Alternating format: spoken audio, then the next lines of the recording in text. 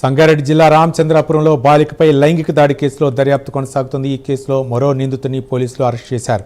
కర్ధనూరు గ్రామానికి చెందిన వాడకట్టు వీరభద్రస్వామి పోలీసులకు చిక్కాడు. ఇప్పటికే ఈ కేసులో 2 నిందితులను అరెస్ట్ చేసి జ్యుడిషియల్ రిమాండ్కు తరలించారు.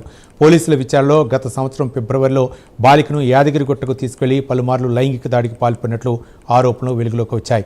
ఈ కేసులో టీడీపీ పటాన్చెరు నియోజకవర్గ ఇన్ఛార్జి కరికె సత్యనారాయణ పేరు కూడా వెలుగులోకి వచ్చిందని, ప్రస్తుతం ఆయన పరారీలో ఉన్నారని పోలీసులు తెలిపారు. పోక్సో చట్టం BNSలోని సంయుక్త సెక్షన్ల కింద కేసు నమోదు చేసి దర్యాప్తు చేస్తున్నారు.